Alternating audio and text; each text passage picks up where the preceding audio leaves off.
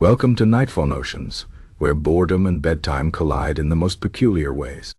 If you enjoy stories that meander through history with a touch of melancholy and a sprinkle of absurdity, consider subscribing for more tales that are just interesting enough to keep you awake, or not. Or not. Tonight, we delve into the first chapter of the tragic fate of a juggler who only had one bowl, a story as pointless as it is oddly compelling. Chapter 1, Guide Day. The Lonely Juggler's Debut. The market square of the medieval town of Witherbrook was a place of relentless mediocrity. It was neither large enough to inspire awe nor small enough to evoke charm. The cobblestones were uneven, the stalls were rickety, and the air carried the persistent smell of overcooked cabbage and unwashed livestock. Into this scene of unremarkable bustle wandered the juggler, a man whose name had long been forgotten, if it had ever been known at all.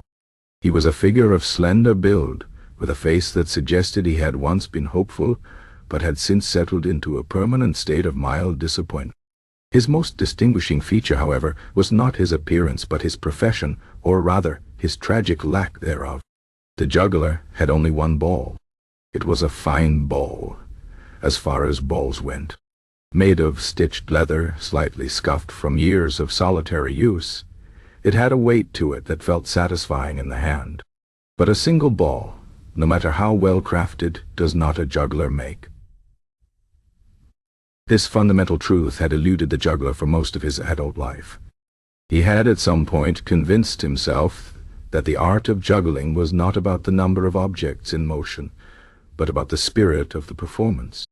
This delusion had carried him through countless villages, each less impressed than the last. On this particular day, the juggler set up his act in the shadow of a particularly unenthusiastic cheese merchant's stall. He cleared his throat, adjusted his threadbare tunic, and began his routine. With a flourish, he tossed the single ball into the air. It arced gracefully, spinning in a way that could almost be called impressive if one squinted and ignored the glaring absence of other balls. The juggler caught it with a practiced hand, then repeated the motion. And again. And again. The crowd, if it could be called that, consisted of 3 children who had already lost interest, a disgruntled goose that seemed to judge him silently, and an elderly woman who may or may not have been asleep on her feet. The cheese merchant, a man with a face like a wrinkled apple, glanced over once, snorted, and went back to haggling with a customer over the price of a particularly pungent wheel of goat cheese. Undeterred, or perhaps too deeply committed to his delusion to notice, the juggler added a small hop to his routine, as if the vertical movement might somehow compensate for the horizontal lack of balls. He even attempted a theatrical gasp when the ball reached its apex, as though the audience should be amazed that gravity continued to function as expected. The goose waddled away. The juggler's performance was not without history. Years ago, he had been an apprentice in a troupe of traveling entertainers, a group of modest talent but boundless enthusiasm. It was there that he had first encountered the art of juggling, watching in awe as the troupe's lead juggler kept 3, sometimes 4, objects airborne at once. The young man had practiced in secret, determined to master the craft. But fate, in its infinite cruelty, had other plans. A miscommunication, a missed payment, and a particularly aggressive goat had led to the troupe disbanding abruptly in the night, leaving him with nothing but a single practice ball and a heart full of misplaced ambition. And so he wandered, from town to town, square to square, tossing his lone ball skyward and waiting for the applause that never came. In Witherbrook, as in every other place, the reaction was the same. A few pitying glances, a handful of half-hearted coins tossed his way out of obligation, and the slow, crushing realization that his life's work was, in essence, a joke. Well, without essence, a joke. As the sun began to set, casting long shadows over the unimpressed crowd, or what remained of it, the juggler packed up his ball with the solemnity of a man who knew he would do it all again tomorrow. He tucked it into the pouch at his belt, nodded to no one in particular, and shuffled off toward the edge of town, where the promise of another mediocre inn and another lukewarm meal awaited. The Lonely Juggler's debut in Witherbrook was, by all accounts, a failure. But in the grand tapestry of human endeavor, where so many strive for greatness and so few achieve it, there was something almost noble in his persistence. Or perhaps it was just sad. It was hard to tell the difference these days. Chapter 2. The Mockery begins. By the time the juggler returned to the market square the next morning, word had already spread. It was not the kind of word one hoped would spread, not the rumor of a spectacular new act or a performer of unparalleled skill. No, the whispers that followed him were of a different sort. They were the kind that curled at the edges with suppressed laughter, the kind exchanged between merchants as they weighed turnips and between children, as they kicked pebbles down the cobblestones. The juggler pretended not to notice. He had spent enough years in enough towns to recognize the shift in the air, the way eyes lingered just a moment too long before darting away. He set up near the same cheese stall as before, though today the merchant gave him a look that hovered somewhere between pity and contempt. The juggler ignored that too. He withdrew his single ball from its pouch, gave it a fond little squeeze, as if it were a loyal companion rather than an inanimate object, and began his routine. The first toss was, as always, flawless. The ball spun in a perfect arc, catching the weak morning light for a brief, almost poetic moment before descending back into his waiting palm. He repeated the motion, then again, each throw identical to the last. It was, in its own way, a marvel of consistency. Unfortunately, consistency was not what the people of Witherbrook craved. A pair of young boys, no older than 10, had stopped to watch. One elbowed the other and said, loud enough to carry, "Is this all he does?" The juggler's hand faltered, just slightly, but he recovered before the ball could betray him. The boys snickered and wandered off, already bored. It was not long before others joined in the spectacle, not of his performance, but of his futility. A trio of traveling minstrels, their lute strings frayed but their confidence intact, lounged nearby, tuning their instruments with the lazy arrogance of men who knew they were at least marginally more entertaining than a man with one ball. The tallest of them, a fellow with a beard that seemed to defy gravity, called out, "Oi, juggler! Where's the rest of your act?" Did the other balls run off with a tighter troop? The juggler did not dignify this with a response, though his ears burned. He had heard variations of this joke before. In some towns it was the other balls had gotten lost. In others they had been stolen by a jealous rival. Once, a particularly cruel spectator had suggested they had rolled away of their own volition, seeking a better life. The juggler had no retort. What could he say? That he had never owned more than one? That would only make it worse. By midday the Mockery had taken on a life of its own. A fishmonger's wife, her arms crossed over her ample bosom, remarked to no one in particular that she could juggle one ball, and she wasn't even a performer. A traveling tinker, pausing to adjust the pots strapped to his back, suggested the juggler might have more luck if he pretended the ball was on fire. At least then it'd be interesting, he muttered as he walked away. The worst of it came from the other performers. A fire-eater, his lips still smudged with soot from his last show, leaned against a post and watched the juggler with an expression of genuine bafflement. "You call that juggling?" he said finally. "I've seen monks with more flair, and they've taken vows against fun." A tumbler, a wiry woman who could bend herself into shapes that defied nature, simply sighed and shook her head before cartwheeling away, as if the mere sight of the juggler's act had drained her of energy. The juggler endured it all with the quiet dignity of a man who had long since accepted his lot in life. He caught his ball, threw it, caught it again. The rhythm was meditative, if nothing else. But beneath the surface, something festered. It wasn't anger. Anger required energy, and the juggler had little to spare. It wasn't even sadness. It was something closer to resignation, the slow, sinking realization that perhaps the crowd was right. Perhaps he wasn't a juggler at all.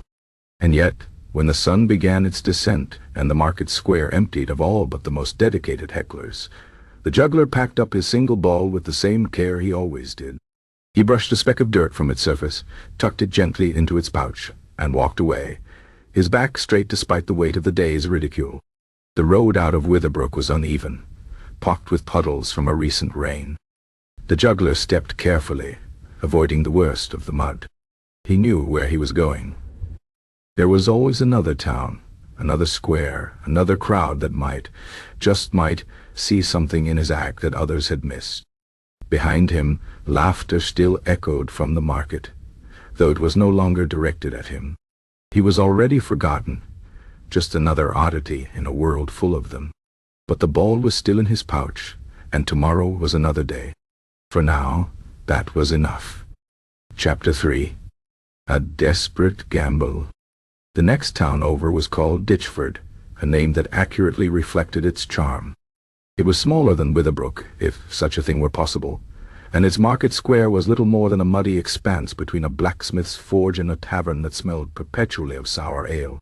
The juggler stood at the edge of this unimpressive space, rolling his lone ball between his palms, contemplating his next move. He had spent the entire walk from Witherbrook thinking about how to improve his act. The mockery had stung more than he cared to admit, not because it was cruel, but because it was correct. Throwing a single ball into the air and catching it was not juggling. It was barely even a performance. But what could he do? He had no money for additional props, no skill for sleight of hand, no voice for singing, and no flexibility for acrobatics. All he had was this one ball, his stubborn pride, and a growing sense that if he didn't do something drastic, he would spend the rest of his life being known as the man who failed at the simplest trick in the entertainer's repertoire. And so, with the grim determination of a man who had nothing left to lose, the juggler decided to take a risk. He waited until a modest crowd had gathered, mostly children, a few bored housewives, and a pair of elderly men who looked like they had seen everything the world had to offer and had been unimpressed by all of it. Then, instead of simply tossing the ball in his usual, predictable arc, he took a deep breath, stepped back, and hurled it higher than he ever had before. The ball shot upward like a startled bird, vanishing momentarily against the gray sky before beginning its descent. The crowd's eyes followed it, their expressions shifting from disinterest to mild curiosity. This was the moment. As the ball plummeted back toward earth, the juggler did not simply catch it. Instead, he spun on his heel, dropped to one knee, and snatched it from the air behind his back. It was a move he had never attempted before, a reckless flourish he'd seen a proper juggler do years ago during his brief stint with the troupe. He hadn't practiced it. He hadn't even thought it through. He just did it. For one glorious second it worked. The ball smacked neatly into his palm, his arm outstretched in what he hoped looked like a dramatic pose. A few of the children gasped. One of the old men raised an eyebrow. The juggler's heart swelled with something dangerously close to hope. Then he lost his balance. His knee, unaccustomed to such sudden movement, buckled. His other leg slipped in the mud. His arms windmilled wildly as he fought to stay upright, but physics, as always, was against him. He toppled backward, landing with a wet splat in the filth of the square, his ball bouncing free and rolling toward the blacksmith's forge. Silence. Then laughter. Not the polite, hesitant kind, but the deep, belly-clutching sort that came from a place of genuine amusement. The children pointed and giggled. The housewives covered their mouths, shoulders shaking. Even the two old men, who had likely not laughed in decades, wheezed like rusty hinges. The juggler lay in the mud, staring at the sky, and considered simply staying there forever. It would be easier. But then he heard a voice, young, earnest, say, "Do it again." He turned his head. A small boy, no older than 6, stood at the edge of the crowd, eyes wide with excitement. The spinny bit, do it again. The juggler hesitated. Then, Slowly, he pushed himself up, wiped the worst of the mud from his tunic, and retrieved his ball from where it had come to rest near a horseshoe. The crowd, still chuckling, watched with renewed interest. He could walk away. He could accept the humiliation and slink off to the next town, where the same cycle would inevitably repeat. Or he could lean into it. He chose the latter. This time, he didn't just throw the ball high. He threw it as hard as he could, then attempted a cartwheel before catching it. He missed the catch entirely, stumbling sideways into a market stall and nearly upending a basket of apples. The crowd roared. He tried again, this time pretending to trip before snatching the ball at the last second, an accident that looked deliberate only if you squinted. More laughter. By the fifth attempt, the juggler had abandoned any pretense of skill. He was simply a man throwing himself around the square with increasing desperation, his ball more of a prop in a slapstick routine than a juggler's tool. And the crowd, much to his bewilderment, loved it. Coins began to land at his feet, not many, but more than he'd ever earned before. When he finally collapsed onto a nearby barrel, sweating and filthy but oddly exhilarated, the little boy who had first cheered him untugged at his sleeve. "You're the funniest juggler ever," he said solemnly. The juggler looked down at his single ball, then at the scattered coins in the dirt. He wasn't sure whether to be pleased or devastated. He had set out to be a juggler, and instead, he had become a joke. But at least it was a joke people were willing to pay for. As he packed up his meager earnings and his lone, battered ball, he realized something. He had stumbled onto a truth all performers eventually learn. It didn't matter what you intended to be. It only mattered what the crowd decided you were. And in Ditchford, at least for today, they had decided he was worth watching. It wasn't the victory he'd wanted, but it was something. Chapter 4. The Noble's Curious Request. The juggler's unexpected success in Ditchford had carried him through 3 more villages along the muddy backroads of the kingdom, each performance more ridiculous than the last. He had perfected the art of failing spectacularly, stumbling over invisible obstacles, pretending to be attacked by his own ball, even once attempting to balance it on his nose, only to sneeze at the crucial moment and send it flying into a farmer's soup. People laughed. People paid. It was, in its own pathetic way, a living, which was why he was entirely unprepared when the finely dressed servant approached him after a particularly disastrous show in the market square of a slightly larger town called Brambleford. The man's livery was crisp, his boots unmarked by mud, and his expression suggested he had never laughed at anything in his life. "You," the servant said, eyeing the juggler's stained tunic and the ball he was currently using to mop sweat from his brow, "are requested at Highgrove Manor this evening. His lordship requires entertainment for his dinner guests." The juggler blinked. "Me?" "The one-ball wonder," the servant confirmed dryly. "His lordship finds your act amusing." There was a pause just long enough to make it clear the servant himself did not share this opinion. "You will be paid. Half now, half after. Assuming you don't disgrace yourself irredeemably. A real performance. For a noble. In an actual manner." The juggler's first instinct was to run. His second was to ask if there had been some mistake.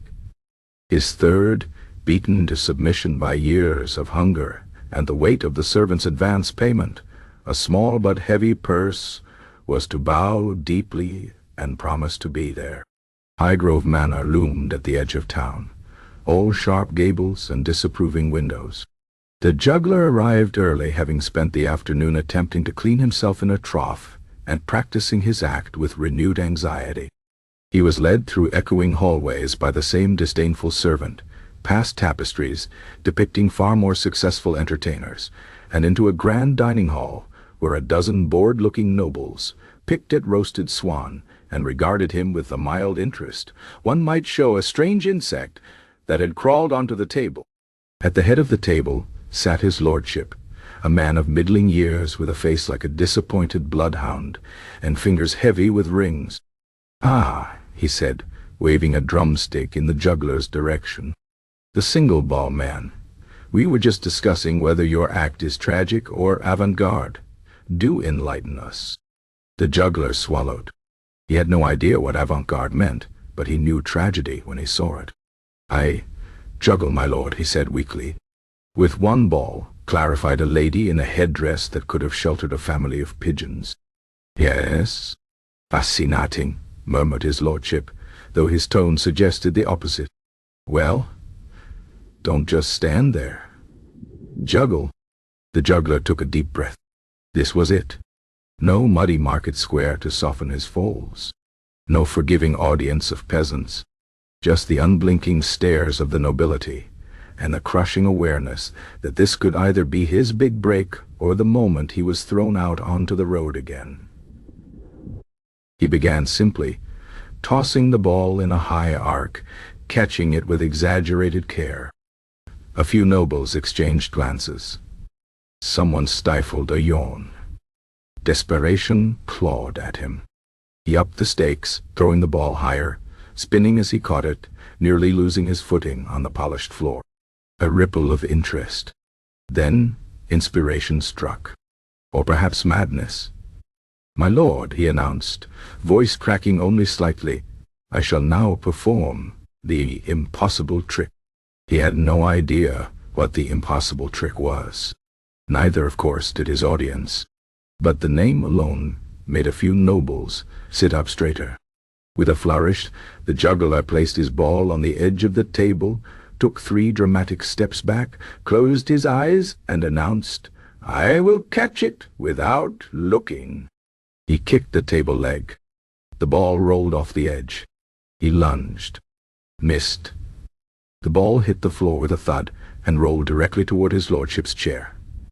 Silence. Then, impossibly, laughter. Not mocking, but genuine. His lordship chuckled, then guffawed, slapping the table hard enough to make the cutlery jump. "Marvelous," he wheezed. "The man doesn't juggle one ball. He fails to juggle one ball. It's genius." The juggler stood frozen, unsure whether to be relieved or insulted. No, do go on," his lordship insisted, wiping his eyes. "What else can you fail to do with that ball?" And so, for the next hour, the juggler performed every ridiculous stunt he could think of, each more improbable than the last. He tried to balance the ball on his head while walking backward, collided with a suit of armor. He attempted to bounce it off 3 walls in succession, shattered a goblet. He even pretended to swallow it, resulting in an impressively realistic choking fit that had 2 noble women on their feet in alarm before he coughed it back into his hand. By the end, the dining hall was in uproar, nobles clutching their sides and gasping for breath. Even the servants were hiding smiles behind their hands. As the juggler took his final bow, promptly tripping over his own feet, his lordship beckoned him forward. "You," he declared, "are either the worst juggler in history or the finest comedian I've ever seen. I can't decide which." He pressed another purse into the juggler's hand, this one significantly heavier. "Return next week, and for God's sake, don't learn any new tricks in the meantime." The juggler stumbled back into the night, his head spinning. He had entered the manor a failure. He had left, well, still a failure, but a paid one. He looked down at his single scuffed ball, then back at the glowing windows of Highgrove Manor. For the first time in his life, he wondered if maybe, just maybe, there was a place in the world for a man who could fail so spectacularly. And then he immediately fell into a hedge. Some things, after all, would never change. Chapter 5. The Juggler's Secret Shame. The nobleman's coin purse jingled reassuringly against the juggler's hip as he trudged away from Highgrove Manor, the kind of sound that usually would have lifted his spirit. But tonight, each clink of metal against metal seemed to whisper the same question. How did it come to this? Carelessly, Nanikai. He found himself staring at his single ball, rolling it between his palms with a familiarity that bordered on melancholy. The lamplight from a nearby tavern window caught the old scuff marks along its surface, revealing a history written in leather and bad decisions. It had been years since he'd thought properly about how he'd ended up with just this one. Years since he'd allowed himself to remember. The memory came rushing back with the suddenness of a kicked bucket. He'd been young then, barely more than a boy, apprenticed to a traveling troupe of performers who called themselves the Marvelous Mirthmakers. They were neither marvelous nor particularly mirthful, but they were at least moderately cheaper than most other entertainment options. The troupe's juggler, a grizzled old drunkard named Finch, had taken pity on him after noticing how he'd lingered at the edge of practice sessions, mimicking the motions with whatever objects were at hand, apples, stones, once even a dead rat. That had gone poorly. Here Finch had grunted one evening after the third performance that week, in yet another forgettable village, pressing a set of 3 worn leather balls into the boy's hands. "Can't have you tossing Farmer Jacob's turnips about any more? Nearly caused a riot when you brained his wife last Tuesday?" For months he practiced in secret, tossing the balls in increasingly complex patterns behind the wagons when the others were asleep or drunk, which was often the same thing. He wasn't good, but he was getting better. He could keep 2 in the air most of the time, 3 on particularly fortunate days. Then came the incident.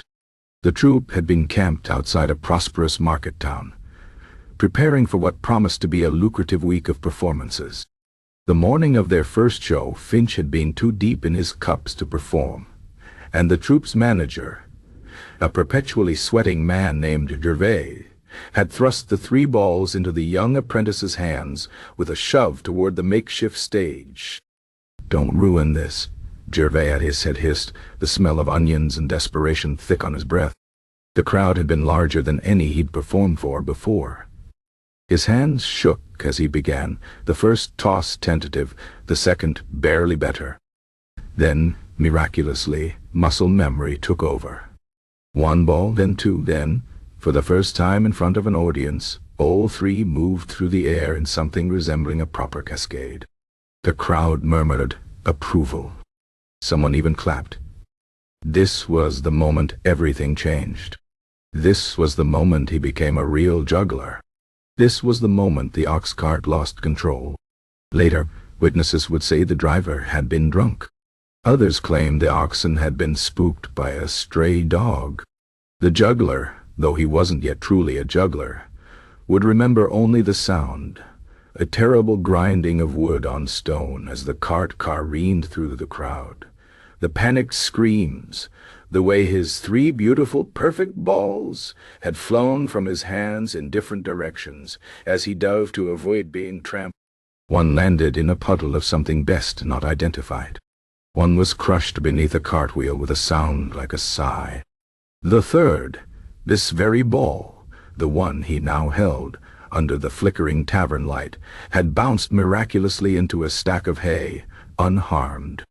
By the time the chaos subsided, the troupe had packed up and left, assuming their apprentice had been among the injured. Finch, in his drunken stupor, would later claim he'd thought the boy dead. The townsfolk, once a receptive audience, now saw only bad luck in the juggler's presence.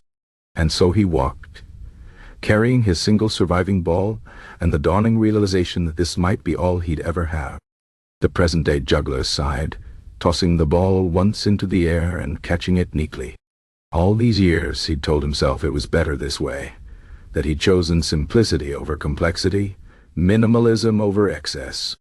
But the truth was simpler and sadder. He'd never gotten another ball because somewhere deep down he believed the universe had made its judgment.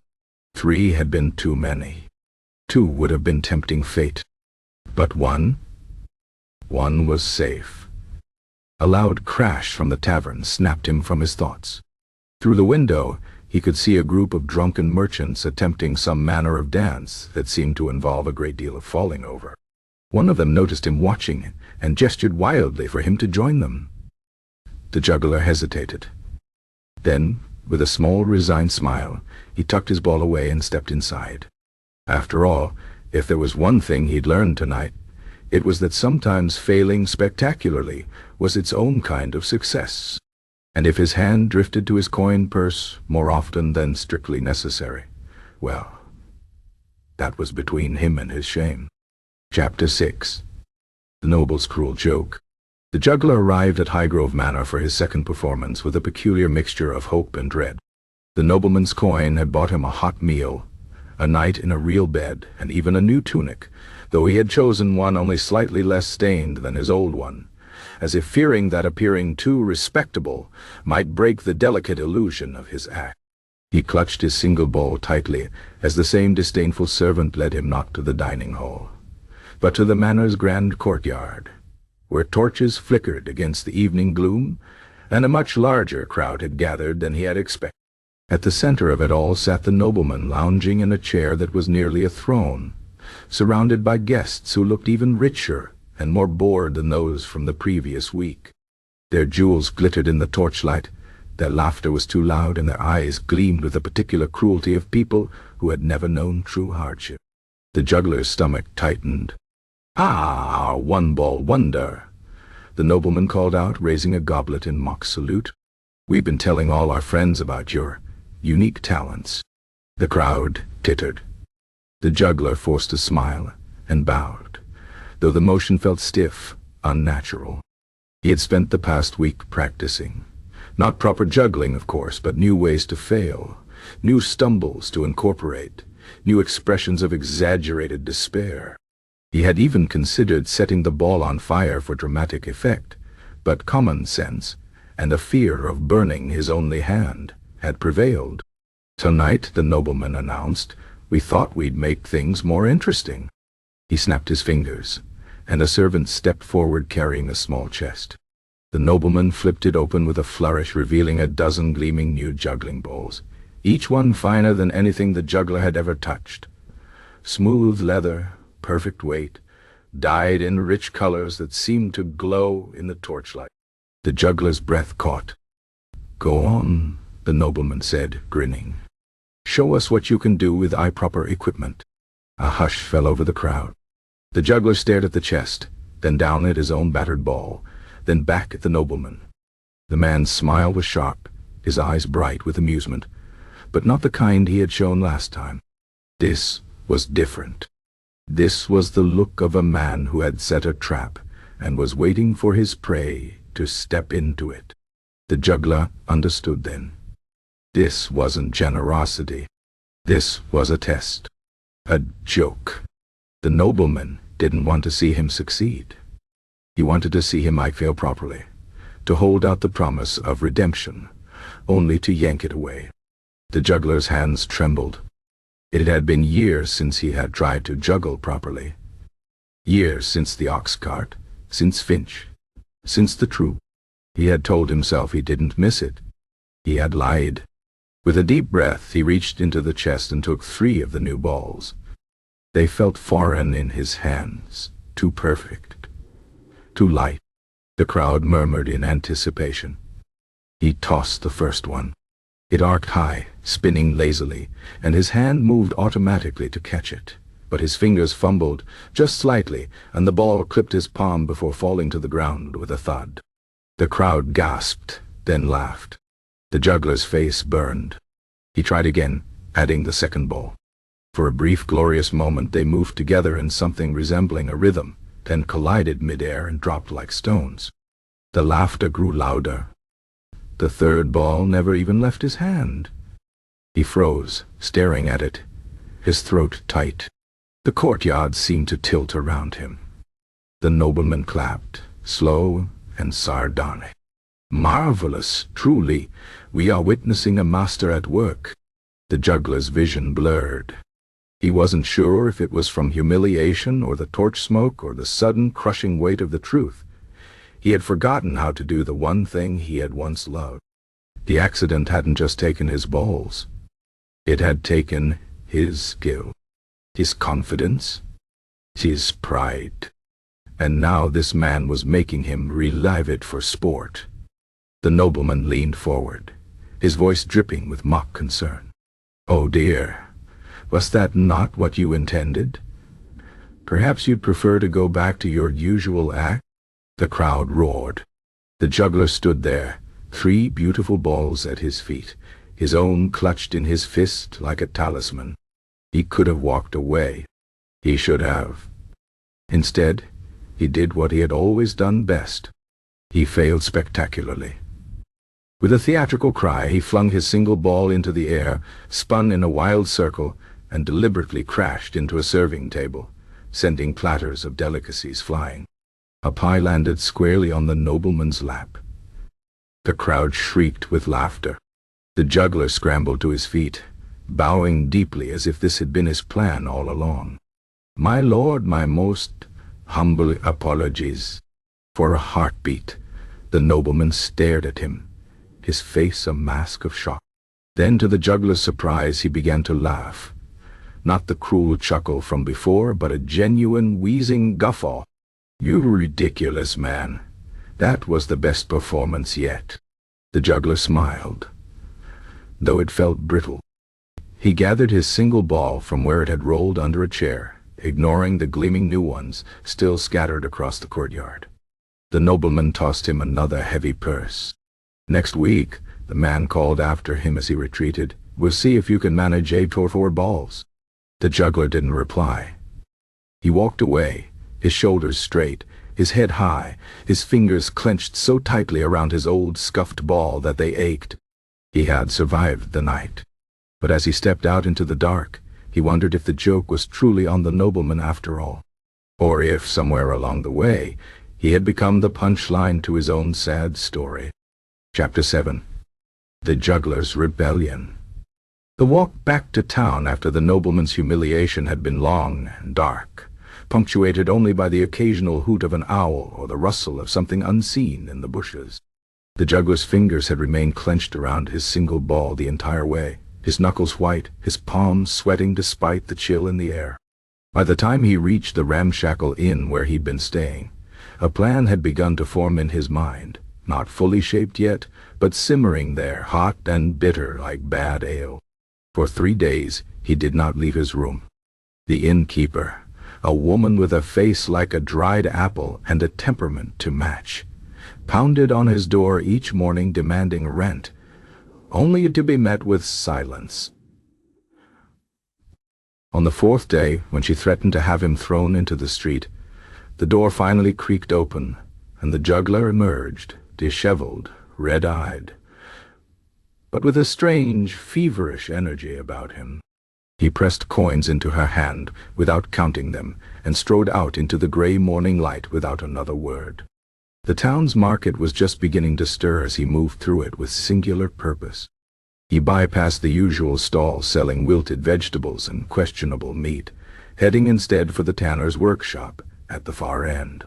The tanner, a grizzled man missing 2 fingers on his left hand, looked up from his work with a scowl as the juggler entered. "I need a ball," the juggler said without preamble. The tanner blinked. "You've already got one."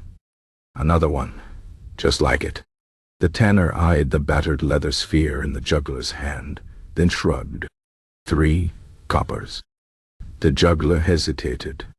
3 coppers was nearly all he had left after paying the innkeeper. But then he thought of the nobleman's mocking laugh, the way the guests had roared when he failed, the gleaming balls scattered across the courtyard like taunts. He counted out the coins with deliberate slowness and pushed them across the worktable. When he left the tannery an hour later, he carried 2 balls instead of 1, his original and its near-perfect twin. He spent the rest of the day in a fallow field outside town, tossing them in careful arcs, his brow furrowed in concentration. The movements were awkward at first, his hands remembering old patterns, but executing them poorly. More than once, both balls ended up in the dirt. But as the sun crawled across the sky, something remarkable happened. He began to improve. By nightfall, he could keep both balls moving in simple, steady circles. Not the dazzling cascades of his youth, not the effortless patterns the nobleman's guests would expect from a real juggler, but enough. Enough to plant a seed. The following morning he visited the blacksmith. Then the candle maker. Then, a strange little shop tucked between the butcher and the barber, where an elderly woman sold dried herbs and, it was rumored, more esoteric services when the right coins changed hands. When the day of his next performance at Highgrove Manor arrived, the juggler stood before the polished bronze mirror in his inn-room and examined himself critically. He had washed his face, combed his hair, and even borrowed a slightly less stained tunic from the innkeeper's husband. The man wouldn't miss it, being 3 years dead and buried. In his pouch were not one, but 2 leather balls. One old, one new, both looking suitably worn. And in his pocket, well, that was the surprise. The nobleman's courtyard was even more crowded than before. What had spread about the one-ball wonder, and what had begun as a private joke, had apparently become fashionable entertainment. The juggler spotted faces he recognized from town, the mayor, the wealthy merchant who owned the tannery, even the priest who had once refused him alms outside the church. They all watched him with hungry eyes, waiting for the next failure. "Ah, our favorite incompetent," the nobleman called as the juggler took his place in the center of the courtyard. "We've been looking forward to this all week. Tell me, have you been practicing?"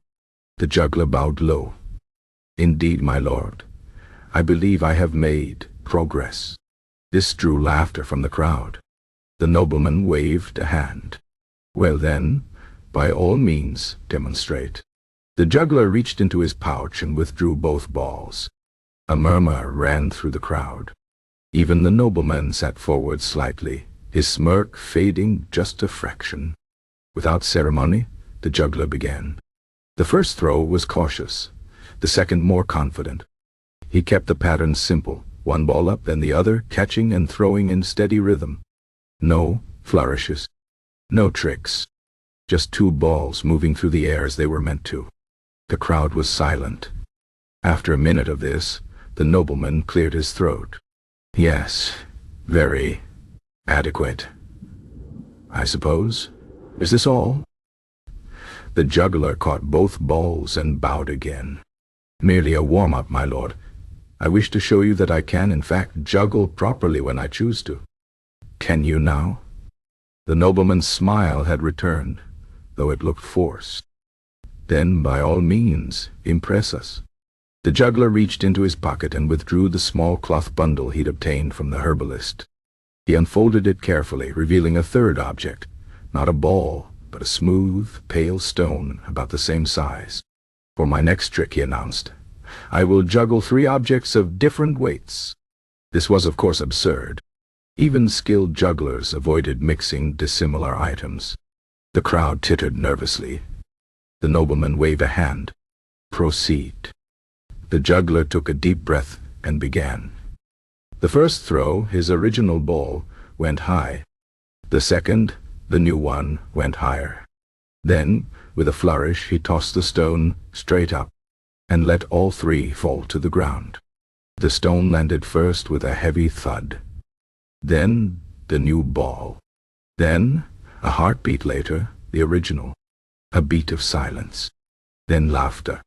But the juggler wasn't done. He held up a hand. "Wait, my lord, that was merely the demonstration. Now observe, the stone is heavy, yes? And the new ball lighter. But my original—" He picked up his first battered ball and gave it an affectionate squeeze. "This one is special." He tossed it lightly in one hand. "You see, after so many years it's become temperamental." With that, he threw it high into the air, higher than he'd ever thrown anything before.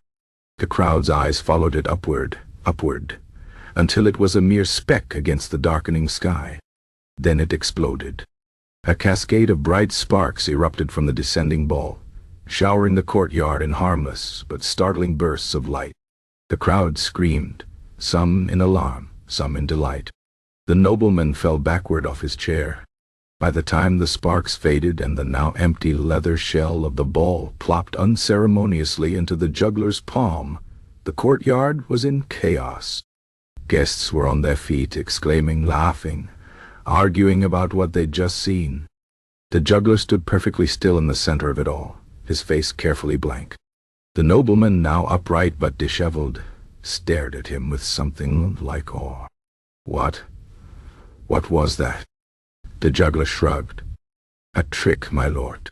But you said you couldn't. I said many things, my lord. The juggler's voice was quiet, but it carried. But as you can see, I'm full of surprises. For the first time since they'd met, the nobleman looked at him not with amusement or contempt, but with something approaching wariness. The balance of power had shifted, if only for a moment. The juggler bowed deeply, picked up his remaining ball and the stone, and turned to leave.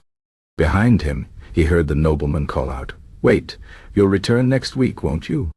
Without looking back, the juggler allowed himself a small, private smile.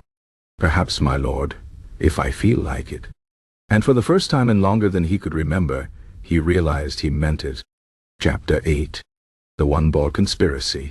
The explosion at Highgrove Manor should have been the end of it. The juggler had expected to be run out of town, or at the very least never invited back to entertain the nobility again. Instead, something peculiar happened. People began whispering. The first rumor reached his ears 3 days after the performance, as he sat in the dim corner of a tavern nursing an ale he couldn't really afford.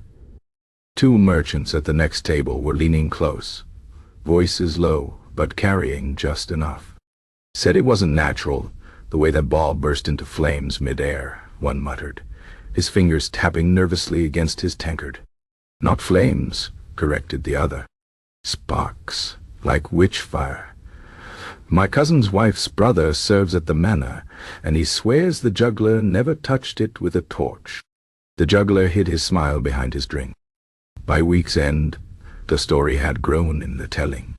Now the ball didn't merely spark, it supposedly screamed as it fell, or changed colors mid-flight, or predicted the weather.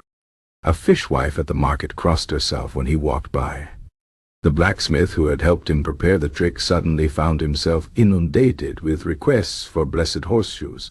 Most telling of all was the letter that arrived via a liveried servant, its wax seal bearing the nobleman's crest. The juggler broke it open with dirty fingernails and read the hastily scrawled invitation. Double your usual fee. Do bring your special equipment. The juggler stared at the missive for a long moment, then at his remaining bowl. Just an ordinary leather sphere now, its pyrotechnic payload expended. He turned it over in his hands, feeling the familiar scuffs and seams, and an idea began to form. The next evening he arrived at Highgrove Manor to find the courtyard even more crowded than before, but the atmosphere had changed entirely.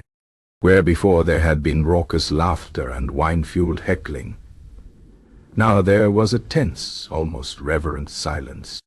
The nobleman's guests clustered in tight groups, casting furtive glances his way as he entered. Several made warding signs with their fingers. The nobleman himself looked as though he hadn't slept. Dark circles hung beneath his eyes, and his usually immaculate doublet was buttoned crookedly. "Ah," he said, forcing joviality into his voice. "Our mysterious entertainer. We've been discussing your last performance." The juggler bowed slightly. "I hope my humble tricks were to your liking, my lord." "Tricks?" The nobleman laughed, a brittle sound. "Yes, of course, tricks." He licked his lips. "Tell me, where did you acquire that particular ball?" The juggler allowed a pause, just a beat too long before answering. "It was a gift, my lord, from a traveling man." A woman in the crowd gasped. The nobleman's knuckles whitened on the arms of his chair. "What sort of traveling man?" "The sort who doesn't stay in one place long." The juggler withdrew his remaining ball from his pouch and began rolling it between his palms. "He warned me it was special, said it had history." The crowd edged closer, hanging on every word.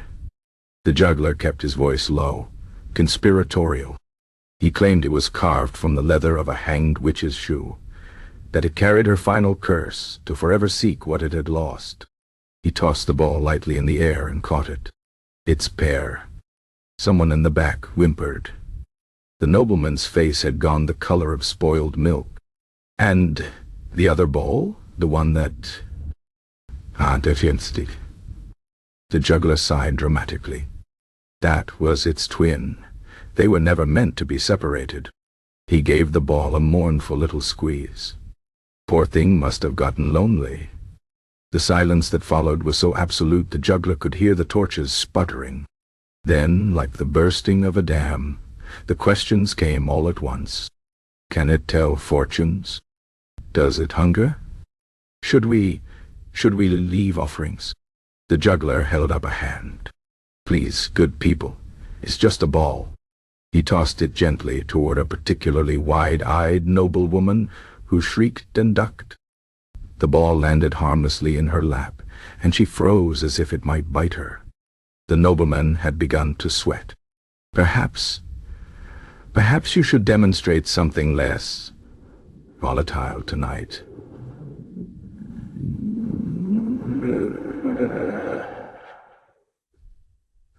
A simple performance, yes? The juggler retrieved his ball with a small bow. As you wish, my lord. What followed was the most mundane juggling act of his career. Just the single ball, tossed in lazy arcs, caught with exaggerated care. Yet the crowd watched with rapt attention, flinching at every catch as if expecting another explosion. When he finished with a simple bow, the applause was more relieved than enthusiastic. Afterward, as he collected his payment, triple the promised amount, delivered by a trembling servant who refused to look him in the eye, the nobleman pulled him aside. "Tell me truly," he whispered, his breath reeking of wine and fear. "Is it safe?" The juggler considered the ball in his hand, then leaned close. "It likes you," he murmured. "I can tell." He left the manor that night with heavier pockets and lighter steps. Behind him he heard the distinct sound of someone vomiting in the hedgerows. The next morning the juggler found his usual seat at the tavern suddenly vacated as he approached. The innkeeper charged him half the usual rate for his room. At the market, vendors refused his coin, pressing their wares into his hands with nervous smiles. By week's end, the town's children had begun leaving small trinkets outside his door. Shiny stones, dried flowers, once a dead mouse carefully arranged on a leaf. The mayor sent word requesting his blessing for the harvest festival.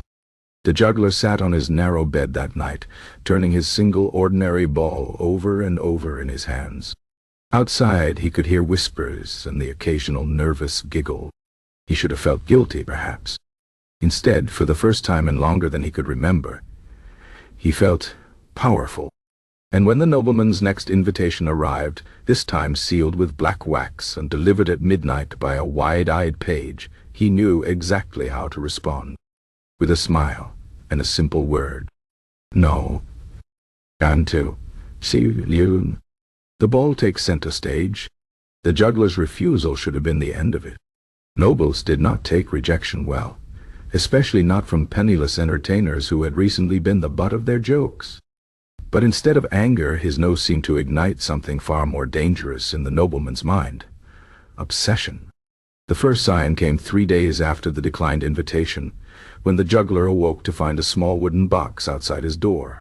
Inside, nestled in velvet the color of fresh blood, lay a note written in the nobleman's florid hand.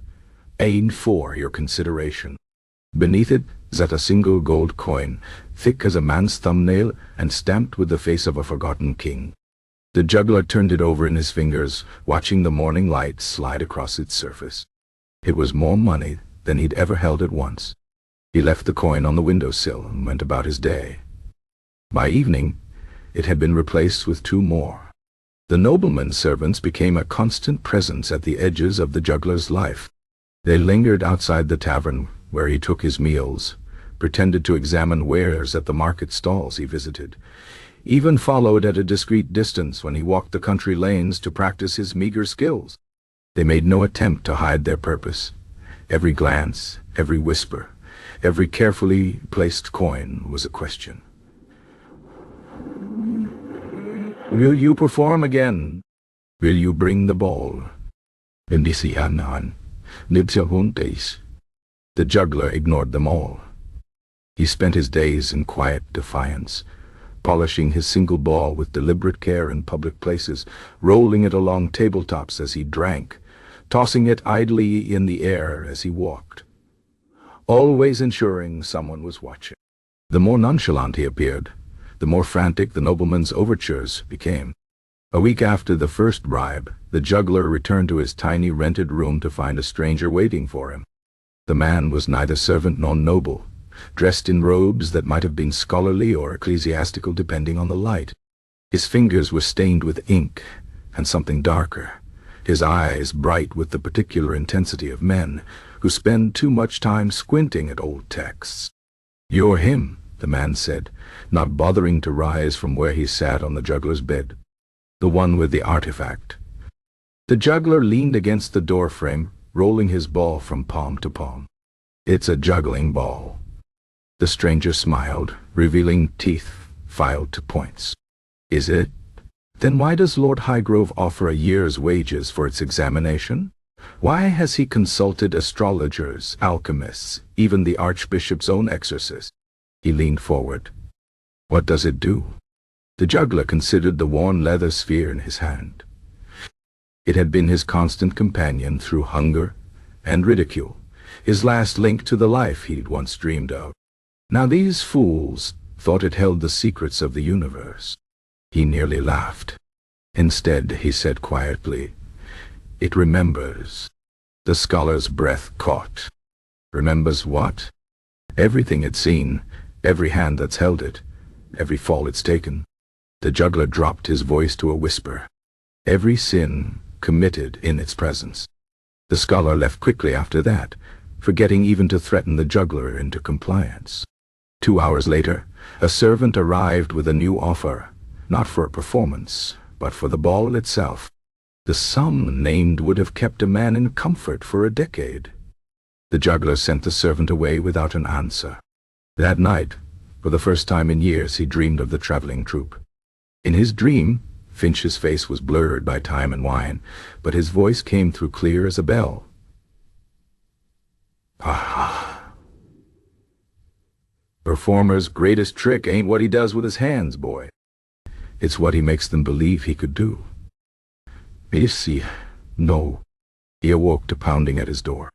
Not the polite rap of a servant, but the insistent thud of authority. When he opened it, he found not another bribe-bearing lackey, but the nobleman himself, flanked by 2 guards and looking as though he hadn't slept in weeks. His fine clothes hung loose on his frame, his eyes wild above dark circles. "I must have it," he said, without preamble. The juggler blinked sleep from his eyes. "My lord, the ball." The nobleman's voice cracked like a youth's. "You don't understand. It speaks to me in my dreams. It showed me the things. My father's death wasn't an accident, was it? And my wife's illness. The timing was so—" He grabbed the juggler's tunic. "What else does it know?" The juggler pried the nobleman's fingers loose gently. "My lord is unwell. Perhaps—" "Don't patronize me." The nobleman drew himself up with shaky dignity. "Name your price. Anything. Just give it to me." In that moment, the juggler saw the truth of his situation. This was no longer a game. The nobleman's obsession had crossed into madness, and madness in powerful men was dangerous. He could flee, but the nobleman's reach was long. He could surrender the ball, but what then? A man who believed in cursed objects one day might decide they needed destroying the next. Or he could do what performers had always done, give the audience what they wanted, in a way they wouldn't forget. He reached for his pouch and withdrew the ball, holding it up in the dawn light. The nobleman's gaze locked onto it like a starving man spotting bread. "Very well, my lord," the juggler said softly. "But not here. Not like this. Gather your household. All of them. At midnight, in the courtyard where I first performed.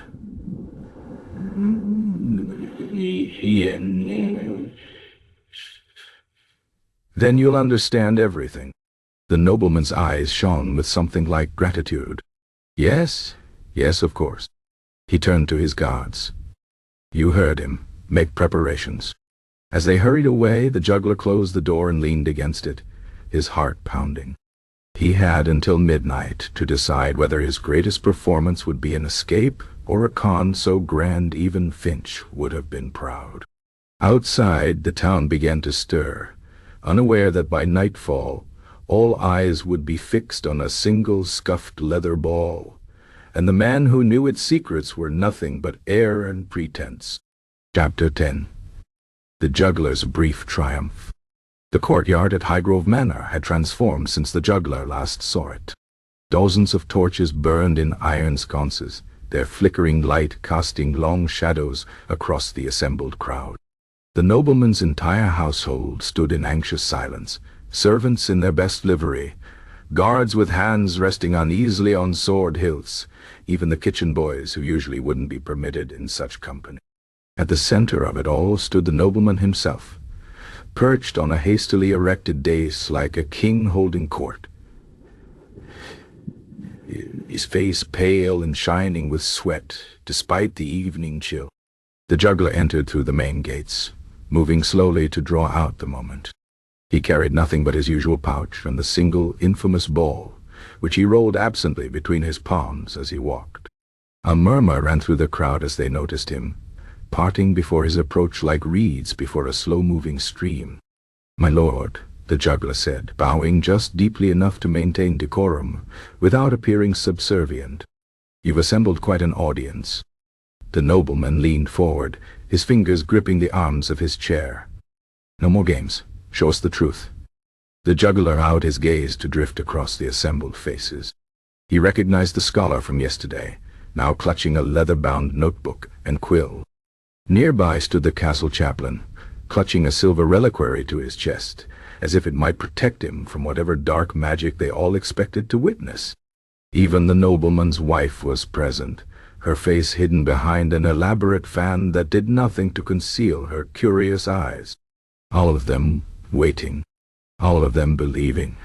With deliberate slowness, the juggler raised the ball high above his head, turning it so the torchlight played across its scuffed surface. "Behold," he intoned, his voice carrying across the silent courtyard, "the artifact you've all come to see." He let the moment stretch, feeling the weight of their collective gaze. Then, with a sudden movement, he threw the ball straight up into the night sky. 100 heads jerked upward in perfect unison, tracking its ascent. The ball reached its apex, seemed to hang suspended for an impossible moment, then began its descent. The juggler made no move to catch it. The leather sphere struck the cobblestones with a dull thud. Nothing happened. The nobleman blinked. The scholar lowered his quill. Somewhere near the back, a servant coughed. The juggler strolled forward, picked up the ball, and examined it critically. Must be the wrong phase of the moon." For 3 heartbeats, the courtyard remained absolutely still. Then the nobleman shot to his feet, his face purpling with rage. "You dare mock me?" The juggler met his gaze without flinching. "Mock you? My lord, I've given you exactly what you wanted, the truth. It's a ball. Always has been." He tossed it casually into the air and caught it again. "The only magic here was what you chose to see." A strange ripple passed through the crowd. The scholar looked down at his blank parchment, then quietly tucked his quill away. The chaplain loosened his grip on the reliquary. The nobleman's wife lowered her fan just enough to reveal the faintest smile. The nobleman himself looked as though he might explode. "Guards! Seid this charlatan!" But the guards hesitated, glancing at one another uncertainly. In that moment of hesitation, the juggler saw his opening.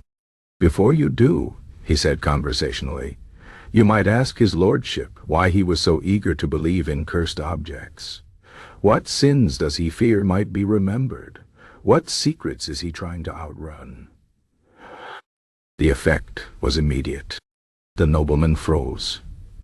The guards' hesitation grew more pronounced.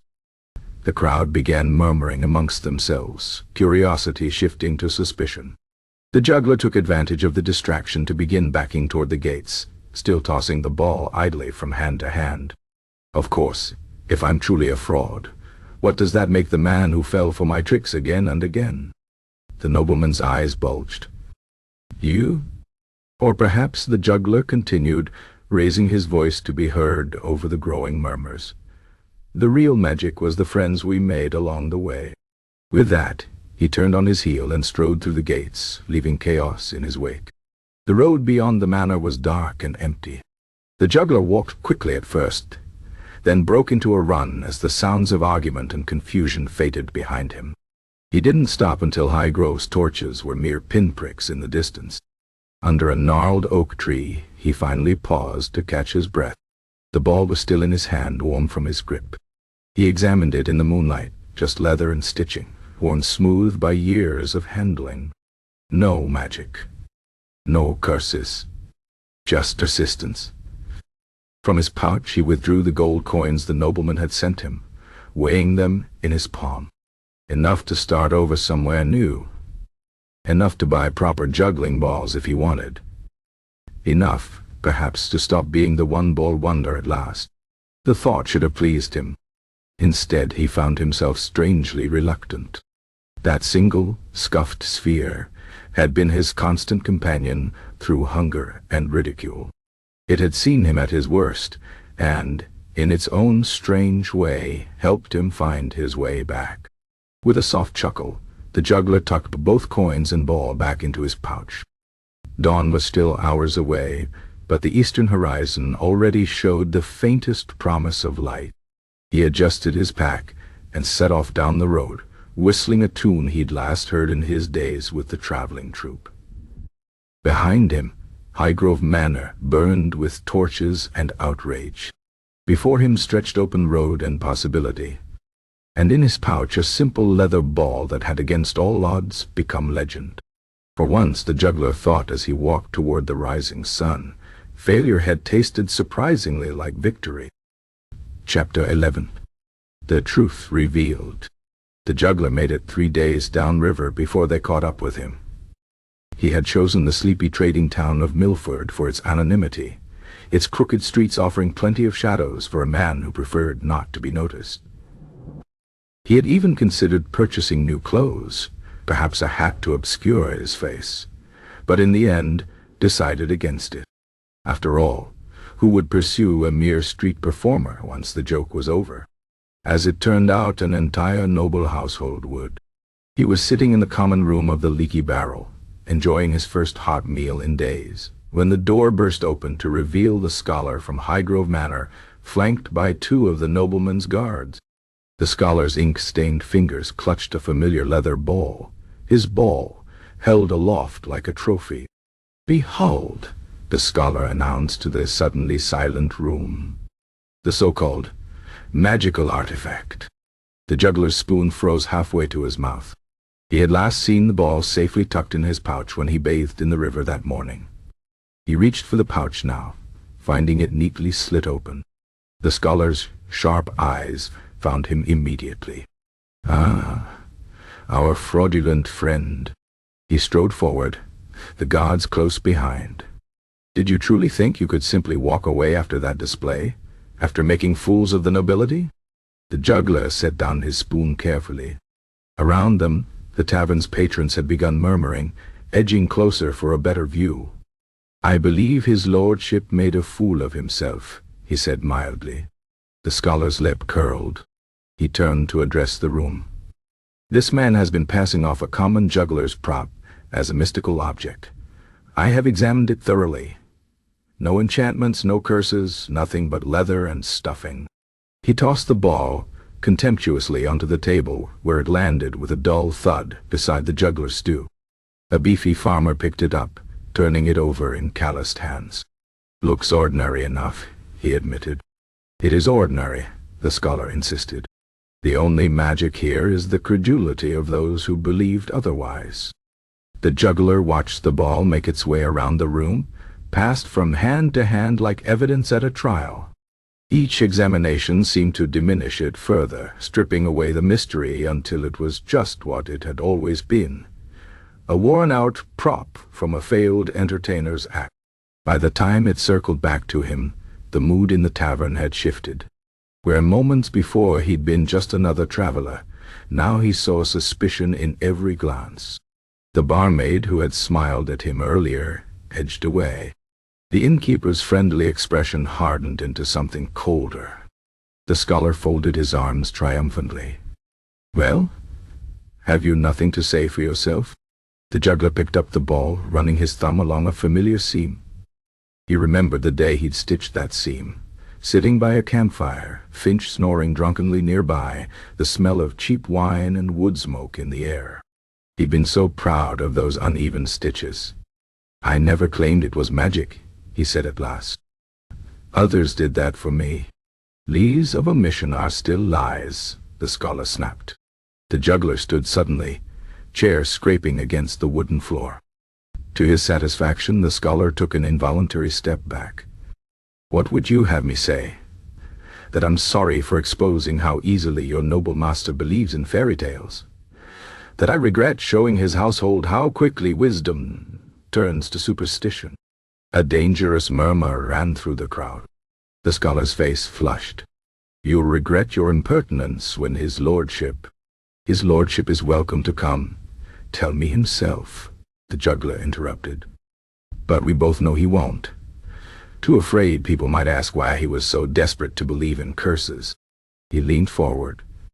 "Tell me, when you examined my ball so thoroughly, did you also examine his family's accounts?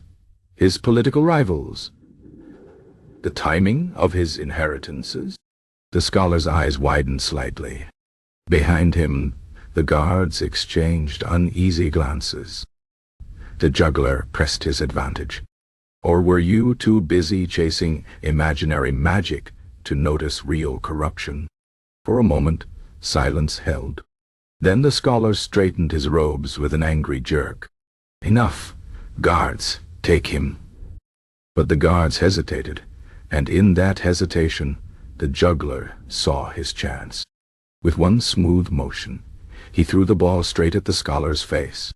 The man flinched violently, arms flying up to protect himself, only to realize too late that the juggler had never released the ball. It had all been a feint. The tavern erupted in laughter. Even one of the guards chuckled before catching himself.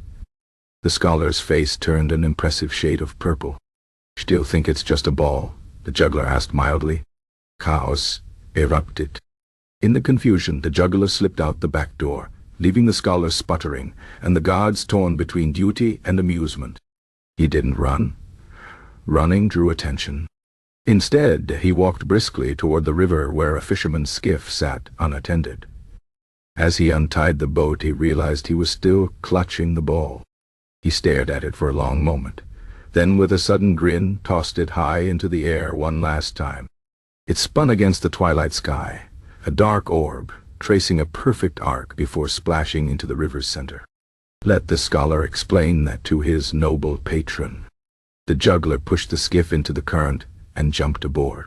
As the water carried him away, he imagined the ball sinking slowly to the riverbed, where catfish would nose at it curiously before moving on. It seemed a fitting end. No grand finale, no dramatic conclusion. Just one more small, quiet failure in a lifetime of them. And yet, as Milford's lights faded behind him, the juggler realized he felt something unfamiliar. Not regret, not even relief, but something perilously close to contentment. After all, he thought as he picked up the oars, what was a juggler without his bowls? Free. Chapter 12. The Noble's Wrath. The river carried the juggler further than he expected. He had hoped to reach the next town by morning, but the current turned sluggish as dawn broke, and instead he found himself beached on a muddy shore miles from anywhere. The skiff had sprung a leak at some point during the night, and as he dragged it onto the bank, water poured from a split in its hull like a sigh of relief. He had no food, no coin, having left the nobleman's gold in his haste to escape, and only the clothes on his back. His stomach growled as he scanned the horizon for signs of life. A thin curl of smoke in the distance suggested a farmhouse or perhaps a mill. He set off toward it, his boots squelching in the mud with each step. The juggler had walked perhaps half a mile when the sound of hoofbeats reached him. He turned to see a group of riders cresting the low hill behind him. Too many to be farmers, too well armed to be merchants. Sunlight glinted off a familiar crest embroidered on their tunics. Highgrove's men. The juggler ran, again. He splashed back toward the river, but the riders cut him off easily, their horses churning up great clods of earth as they surrounded him. At their head sat the nobleman himself, his face flushed with exertion and fury beneath an extravagant hat. "You," the nobleman spat, "are more trouble than you're worth." The juggler spread his empty hands. "My lord, surely there's been—" Silence. The nobleman's voice cracked like a whip. "Do you know how many people laughed at me after your little performance? How many whispers follow me now?" His fingers tightened on his reins. "You made me a laughing stock." The juggler opened his mouth to reply, but one of the guards spurred forward and struck him across the face with the butt of a spear. Pain exploded through his skull, and he crumpled to his knees, tasting blood. "Bring him," the nobleman commanded. "We'll make an example of him at Highgrove Cross. Let the people see what becomes of those who mock their betters." They tied the juggler's hands behind his back and threw him over a saddle like a sack of grain. As the horses turned back the way they'd come, the juggler caught a glimpse of the farmhouse he'd been heading toward, so close yet impossibly far now. Smoke still curled from its chimney, a mundane symbol of the ordinary life he'd almost reached. The journey passed in a haze of pain and hunger. The nobleman's men took turns taunting him, speculating loudly about what punishment awaited him.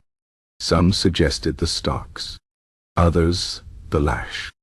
One particularly imaginative guard detailed an elaborate contraption involving hot irons and a barrel of eels. Through it all, the juggler remained silent, conserving his strength.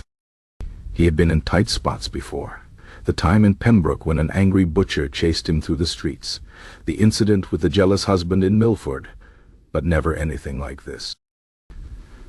This wasn't just anger. This was pride wounded so deeply it could only be salved with blood. They reached Highgrove Cross by midday. The crossroads bustled with its usual activity, farmers bringing goods to market, pilgrims heading to the shrine at the center of town, children darting between carts and animals, all of which made it the perfect place for a spectacle. The nobleman dismounted and addressed the growing crowd. "Good people of Highgrove, behold the charlatan who deceived your lord, the fraud who peddled false magic." He gestured dramatically to where the guards hauled the juggler from the horse. "Today you shall see justice done." The crowd murmured, some with excitement, others with unease. The juggler scanned their faces for any sign of sympathy, but found only curiosity. These were the same people who had once left offerings outside his door, who had crossed themselves when he passed. Now they licked their lips in anticipation of his suffering. The nobleman turned to his captain of the guard. "Prepare the pillory." A wooden groan announced the opening of the stocks in the square's center. The juggler's heart pounded as they dragged him forward. A day in the pillory might not kill him, but the nobleman's reputation demanded more than mere humiliation. Sure enough, as the guards forced his head and hands into the holes, the nobleman produced a small knife from his belt. "Since you're so fond of tricks," he said, "let's see you juggle without these." He gestured with the blade to the juggler's fingers. The crowd gasped. The juggler's blood turned to ice. But before the nobleman could act, a voice rang out from the back of the crowd. "My lord, wait." All heads turned as the scholar from the tavern pushed his way forward, his robes disheveled from running. "You mustn't."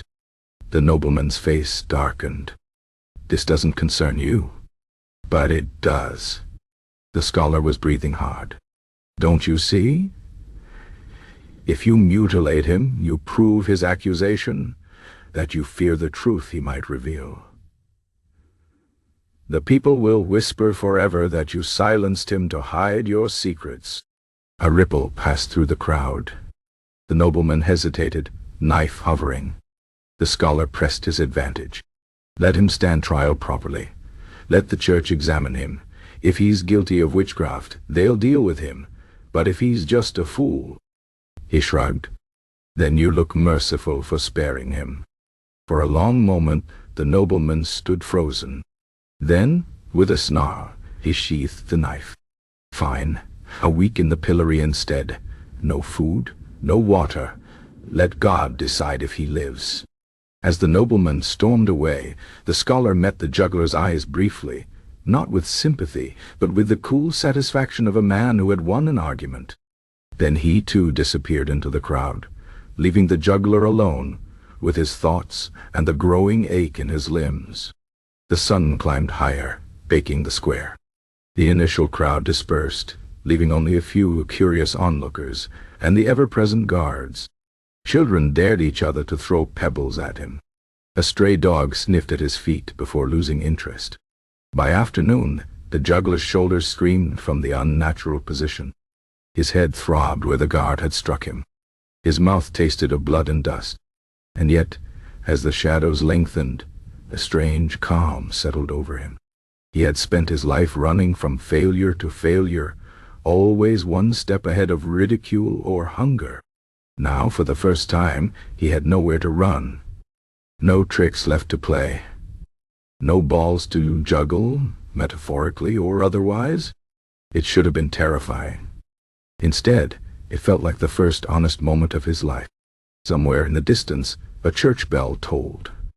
The juggler closed his eyes against the setting sun and waited for whatever came next. Chapter 13. The final performance.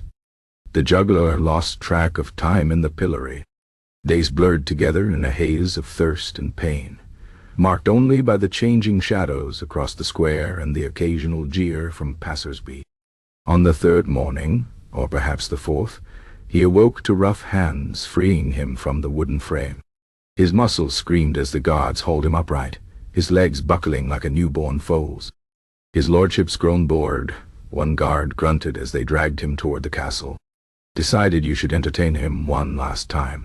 They threw him in a cell barely large enough to lie down in, where a bowl of thin gruel and a dented cup of water waited. The juggler drained the cup in one gulp, ignoring how his raw throat protested. The gruel might have been the most delicious thing he'd ever tasted, had he been able to taste anything through the film of filth coating his mouth. Sleep came in fits and starts, interrupted by nightmares of falling balls and laughing crowds. When torchlight finally spilled into his cell again, the juggler couldn't tell if hours or days had passed. The nobleman stood framed in the doorway, his fine clothes immaculate, his expression unreadable. "Tomorrow at noon," he said without preamble, "you will perform in the castle courtyard. One final act." The juggler's voice emerged as a croak. "And if I refuse?" The nobleman smiled. "Then we'll see how well you juggle with no hands." The threat hung in the air between them. The juggler had heard enough stories to know it wasn't an empty one. "What would you have me do?" he asked at last.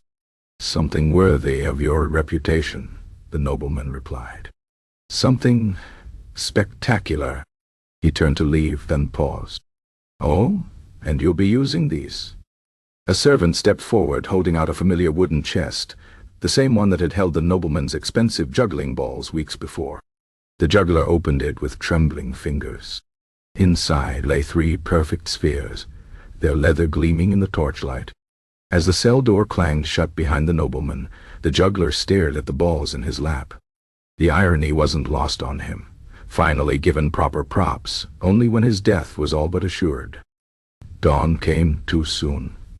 The guards marched him to the courtyard where a platform had been erected. Unlike the nobleman's previous gatherings, this crowd seemed subdued, even uneasy. Word had clearly spread about what was to happen. Not just a performance, but an execution disguised as entertainment. The nobleman sat on a raised dais, surrounded by his household. The scholar was there too, watching with narrowed eyes. At the foot of the platform stood a hooded figure leaning on a long axe, a silent promise of what awaited failure. "Begin," the nobleman commanded. The juggler picked up the first ball, testing its weight. Perfectly balanced. He hadn't held anything so fine since his days with the troupe. Taking a deep breath, he tossed it into the air, then added the second, then the third. For a few glorious seconds, muscle memory took over. The balls moved in smooth arcs, his hands remembering patterns long forgotten. The crowd murmured in surprise. This was no bumbling charlatan, but a skilled performer. Then his weakened arms betrayed him. One ball went wide, then another, until all three lay scattered across the platform. Silence. The nobleman rose slowly. Disappointing. Humiliating. He nodded to the executioner. The juggler's mind raced. "Wait, you wanted spectacular?"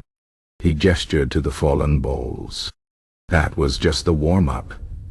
The nobleman raised a hand, staying the executioner. "Go on." The juggler gathered the balls, his thoughts churning. He had one chance. One trick. No pyrotechnics, no props, just the truth he'd been avoiding his entire life. He faced the crowd. "Good people, you've heard I'm a fraud, a cheat, a liar. And you're right." He held up the balls. "These aren't magical. I'm not special. I'm just a man who failed at the one thing he loved." A ripple of confusion passed through the audience. Even the nobleman looked taken aback. "The truth is," the juggler continued, his voice growing stronger, "I lost my first balls years ago in an accident. I could have gotten new ones, practiced again. But I didn't." He tossed one ball high, caught it. "Because failing when you try is hard, but failing when you don't try." He shrugged. "That's easy." The crowd was utterly still now, hanging on his words. The executioner had lowered his axe slightly. The juggler turned to the nobleman. "You wanted a spectacle? Here it is." He spread his arms wide. A man who spent his whole life pretending not to care, finally admitting he did. He bowed deeply. "My greatest trick, and my last." For a long moment, no one moved. Then, impossibly, someone began to clap. The scholar, of all people, stood applauding. Others joined hesitantly, until the courtyard echoed with scattered applause. The nobleman's face darkened. "Enough." The crowd fell silent. "You think pretty words save you?" He gestured to the executioner. "Finish." "My lord." The scholar stepped forward. "The people have spoken. Must you prove the juggler right by punishing honesty?" A dangerous murmur rose from the crowd. The nobleman hesitated, his gaze darting from the scholar to the growing unrest among his subjects. Finally, with a disgusted wave, he turned away. "Get him out of my sight." The guards seized the juggler's arms, but their grip was looser now, almost respectful. As they marched him from the courtyard, the juggler caught the scholar's eye. The man gave him the smallest nod before turning back to his lord. They didn't take him back to the cell. Instead, they escorted him to the castle gates and shoved him through with a single warning. "Don't come back." The juggler stumbled onto the road, blinking in the sunlight. He was alive. Bruised, starving, but alive. And in his hands he still clutched the 3 perfect balls. Whether by oversight or mercy, he couldn't say. As the castle gates closed behind him, the juggler looked down at his unexpected gifts. He could sell them, buy passage somewhere new. Or he tossed one into the air, then another, then the third. They moved in slow, steady arcs, not the dazzling patterns of his youth, but something quieter, something honest. A small crowd had gathered outside the gates, watching silently. The juggler kept juggling as he walked away, the balls rising and falling like promises kept at last. Chapter 14. The ball's last journey. The 3 new balls felt alien in the juggler's hands as he walked away from Highgrove Castle, their perfect leather surfaces still stiff with disuse. He had kept them moving in simple arcs until he was out of sight of the gates, but now, alone on the dusty road, he let them fall still. The nobleman's mercy, if it could be called that, had granted him his life but little else. No coin, no provisions, just these absurdly expensive props that were somehow both a mockery and a gift. He walked without purpose, the events of the past days settling into his bones like a deep fatigue. The road wound through fields where farmers glanced up from their work, their expressions hardening when they recognized the disheveled performer.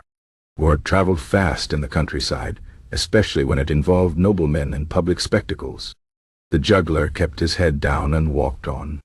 By evening, he reached a crossroads where a weathered signpost pointed in 3 directions. One arrow, nearly illegible, suggested a town 2 days' journey west. Another pointed back the way he'd come, toward Highgrove. The third, its post splintered as if struck by something heavy, simply read the marshes with no indication of distance or destination. The juggler hesitated. West meant people, potential audiences, but also potential recognition. Backward was unthinkable. With a shrug, he turned toward the marshes. If nothing else, the path would be less traveled. The road deteriorated quickly, the packed earth giving way to mud and reeds. Mist rose from the standing water on either side, swallowing the sunset in a haze of gold and gray. The juggler's stomach growled, but the landscape offered little in the way of forage. He was considering turning back when he spotted a flicker of light ahead, a lantern perhaps, or a fire. As he drew closer, the shape resolved into a ramshackle wagon parked at the edge of the marsh, its paint peeling but its structure sound. A thin trail of smoke rose from a small fire nearby, where a figure hunched over a steaming pot. The juggler's steps slowed, his performer's instincts warring with caution. The figure looked up as he approached. "Late for travelers on this road," she observed, her voice rough but not unkind. She was older than he'd first assumed, her face lined by years and weather, her hair streaked with gray beneath a faded scarf. The juggler stopped at a respectful distance. "I took the wrong turn, I think." The woman snorted. "No one takes this road by accident." She gestured to the pot. "But if you're hungry, I've enough to share." He was too tired to refuse. As he crouched by the fire, the woman studied him with sharp eyes. "You're the one from Highgrove," she said at last. The juggler. His shoulders tensed. "Does everyone know?" "News travels," she said, ladling stew into a chipped bowl.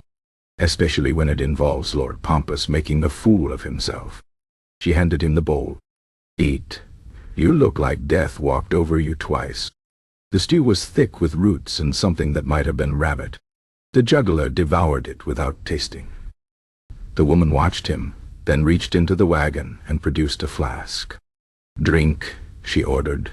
The liquor burned his throat, but warmed his belly. For a moment they sat in silence, the fire popping between them. Then the woman said, "Show me." "Show you what?" "Your trick. The one that got you in trouble." The juggler hesitated, then reached into his pouch for the 3 balls. He began to juggle slowly at first, then faster as his muscles remembered. The firelight caught the spinning leather, turning them into golden orbs in the gathering dark.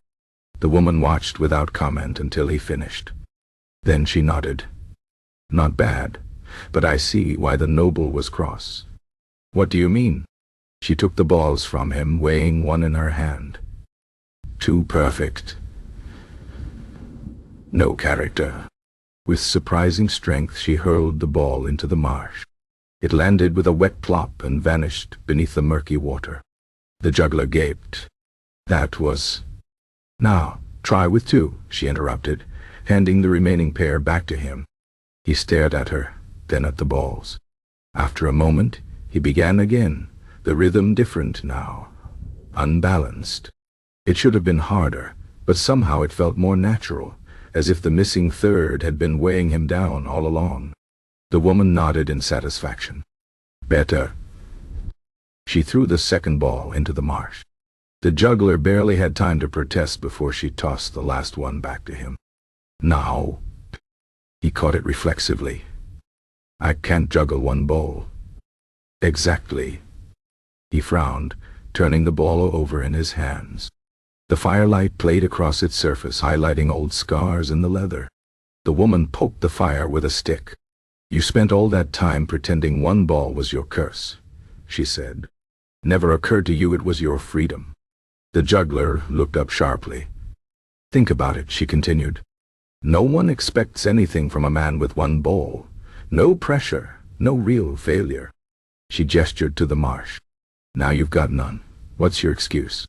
The truth of her words settled over him like a weight lifting. He'd spent years blaming circumstances, the lost balls, the nobleman's cruelty, the crowd's mockery, when all along he'd been the one holding himself back. The woman stood, brushing off her skirt. You can sleep by the fire if you like. I'm heading north at dawn. Got a cousin who runs a tavern near the border. Always needs entertainment. The juggler looked down at the last ball in his hands, then out at the marsh where its companions had disappeared. Somewhere in the dark, a frog croaked. Thank you, he said quietly. The woman waved a dismissive hand. Don't mention it. She climbed into the wagon, then paused. Oh, take this. She tossed something small and round toward him. He caught it, a wooden ball, its surface worn smooth from handling. What? Practice, she called before closing the wagon door. You'll need it. The juggler sat by the fire long after the embers died, turning the wooden ball over in his hands. Somewhere in the distance, an owl called. The road stretched ahead, dark and unknown. For the first time in years, he found himself looking forward to the journey. Chapter 15. The Juggler's Disappearance. Dawn came gray and quiet over the marshes. The juggler awoke stiff from a night spent on the hard ground, his fingers still curled around the wooden ball the old woman had given him. The wagon was gone, its wheel tracks already filling with mist from the damp earth. Only the cold ashes of the fire and a small bundle wrapped in cloth remained as evidence of his unlikely benefactor.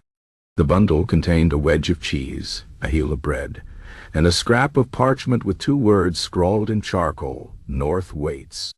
The juggler ate quickly, his eyes scanning the horizon. The road north would take him away from Highgrove, away from everything familiar. The road back, well, that was no road at all anymore. He stood brushing dirt from his threadbare clothes and considered the wooden ball in his hand.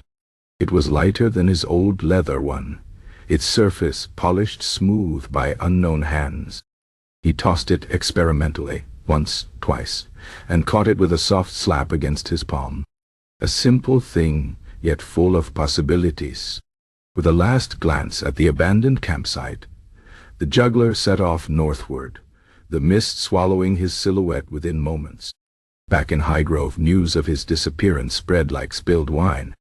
The nobleman, convinced the juggler would return to beg for scraps, had ordered watchmen to patrol the roads. When no sign of him appeared, rumors began to circulate. Some claimed to have seen him boarding a ship bound for distant lands. Others whispered that he'd been murdered in the night, his body dumped in the same marshes where he'd supposedly lost his balls. The scholar, ever practical, insisted the man had simply walked away. A theory that gained credence when a farmer's boy found a single leather bowl nestled in the roots of an old oak at the crossroads. The nobleman ordered it brought to him, half expecting some final trick, but it was just an ordinary ball. Its stitching frayed, its surface worn smooth by years of handling. Days turned to weeks. The nobleman's court moved on to new scandals, new distractions. The executioner found other work. Only the scholar seemed troubled, returning often to study the abandoned ball, as if it might yet reveal its secrets. One evening, as he turned the ball in his hands by candlelight, a servant burst into his chambers. "Sir, you must come. There's something at the crossroads." The scholar arrived to find a crowd gathered around the old oak. At first he saw nothing unusual, then a child pointed upward. Dangling from the highest branch, twisting gently in the evening breeze, hung 3 perfect leather spheres on lengths of twine. Not the nobleman's fancy props, but simple, well-made balls, each slightly different in size and wear. And beneath them, carved into the tree's trunk, a single word: practice. The scholar laughed aloud, drawing startled looks from the crowd. He didn't explain. Some truths he'd learned were better left unspoken. As the people of Highgrove puzzled over the mysterious display, far to the north, a traveling troupe of performers welcomed a new member. He wasn't the best juggler they'd ever seen, nor the worst. But there was something about the way he handled the balls, as if each one contained a story he wasn't quite ready to tell. And if his hands sometimes trembled when he began his routine, if his eyes occasionally strayed southward as if remembering something lost, well, that was just part of the act. The show, after all, must go on. Chapter 16. The legend grows. Time has a curious way of polishing rough truths into smooth fables. Within a month of the juggler's disappearance, the first embellished account appeared at the Tipsy Ox Tavern, where a traveling minstrel sang of how the one-ball wizard had vanished in a puff of smoke, leaving behind 3 enchanted spheres that supposedly granted wishes to pure-hearted souls. The nobleman, upon hearing this, threw his tankard at the singer and stormed out, an act that only fueled the legend further. By midsummer, the story had grown new limbs with each retelling. Some claimed the juggler had been seen walking on water across the marsh, his single ball floating above his palm. Others whispered that he'd cursed the nobleman's household, pointing to a sudden rash of bad luck. Spoiled milk, a prized stallion going lame, the nobleman's favorite hat mysteriously bursting into flames during supper, the latter incident almost certainly caused by an underpaid servant. The crossroads where the 3 balls had appeared became a site of pilgrimage. Young lovers left tokens in the oak's hollows, praying for the juggler's blessing. Farmers rubbed the tree's bark for good harvests. When a particularly dry spell ended with a fortuitous rainstorm, the day after a group of children draped the branches in ribbon, even the local priest began muttering about uncanny coincidences. The nobleman, increasingly furious at becoming the villain in these tales, ordered the balls removed from the tree. His guards returned empty-handed, swearing the spheres had vanished the moment they reached for them. This was, of course, nonsense. The clever stable boy had been sneaking out at night to take them down and put them back at random intervals. But the stories spread like wildfire. Meanwhile, in a bustling northern city far from Highgrove's gossip, a modest crowd gathered in the town square to watch a troupe of performers. Their newest member, a lean man with quiet eyes, stood center stage juggling 5 wooden clubs with practiced ease. No one would have connected him to the legendary figure of Southern tales, except perhaps for the way he always kept one old leather ball tucked in his belt, its surface worn smooth as riverstone. After the show, a wide-eyed apprentice approached him. "Master Juggler," the boy breathed, "is it true what they say about the magic balls?" The juggler paused in polishing his clubs. "And what do they say?" "That you once had a ball that could tell the future," the boy said, "and that it helped you escape an evil lord who wanted to cut off your hands." The juggler's lips quirked. He reached for the old leather ball at his belt and placed it in the boy's hands. "What do you think?" The boy turned it over reverently, then frowned. It feels ordinary." "That's because it is," the juggler said, taking the ball back. "The only magic it ever had was making people believe it could be more." He tossed the sphere high into the air, where it seemed to hang for an impossible moment before landing neatly in his palm. "But sometimes that's enough." The boy's eyes widened. Behind him, unbeknownst to either of them, a merchant from Highgrove gaped in recognition before hurrying off to spread news of the miracle worker's whereabouts. And so the legend grew. Chapter 17. The Noble's Downfall. The nobleman's descent began with whispers in his own household. Servants giggled behind their hands when he passed, quickly disguising their amusement as coughs when he turned. Stable boys mimicked his frantic orders to search again for the enchanted balls, their exaggerated bows hiding smirks. Even the castle dogs seemed to regard him with a newfound irreverence, one particularly bold terrier stealing his favorite glove and burying it in the midden heap. At first, the nobleman responded with rage. He doubled the guards at his gates, tripled the punishments for insolence, and ordered the crossroads oak cut down, only to find his woodsmen miraculously afflicted with sudden back pains when the time came to swing their axes. The tree remained standing, now festooned with so many ribbons and tokens, it resembled a festival pole. The final humiliation came at the summer market fair. The nobleman, determined to reassert his authority, arrived in full ceremonial regalia to open the festivities. As he stood to give his speech, a child's ball, just an ordinary child's ball, rolled across the platform and came to rest against his boot. The crowd held its breath. The nobleman stared at the offending object, his face purpling. Then, with a wordless roar, he kicked it so hard it flew over the gathered townsfolk and landed with a splash in the duck pond. This would have been dramatic enough. But fate, ever cruel to pompous men, had arranged for the ball to strike the head of the visiting bishop's prize swan mid-flight, sending the affronted bird into a hissing, wing-beating frenzy that culminated in it chasing the nobleman halfway back to his castle, much to the delight of the assembled crowd. By nightfall, a new song echoed through every tavern from Highgrove to the marshes, the ballad of the Swannon and the Fool, its verses growing more outrageous with each retelling. The nobleman locked himself in his chambers, refusing all visitors except the long-suffering scholar, who found him pacing before a fire, muttering about curses and conspiracies. "It's that damned juggler," the nobleman spat. "Somehow he's behind this. I know it." The scholar wisely held his tongue, though privately he thought the juggler was likely far away, and thoroughly unconcerned with Highgrove's affairs. The truth was simpler, and far more painful for the nobleman to accept. He had become a joke, and like all good jokes, people couldn't resist repeating him. Within a month, the nobleman's influence crumbled like stale bread. Neighboring lords cancelled alliances, citing concerns about his fitness. Tax collectors returned empty-handed from villages where previously obedient farmers now misunderstood their obligations. Even his wife took to spending long visits with relatives, her carriage increasingly laden with valuables each time she departed. On the first anniversary of the juggler's disappearance, the nobleman stood alone on his battlements, staring at the now famous crossroads, where pilgrims still came to tie ribbons to the oak. His fine clothes hung loose on a frame grown thin from worry and neglect. In the town below, laughter and music rose from the festival of the wandering juggler, an unofficial celebration that had somehow become the highlight of Highgrove's calendar. A servant approached hesitantly.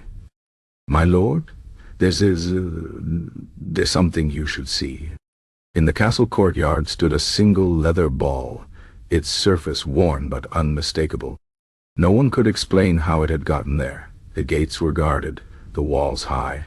Yet there it sat, precisely in the center of the flagstones, as if placed by an invisible hand.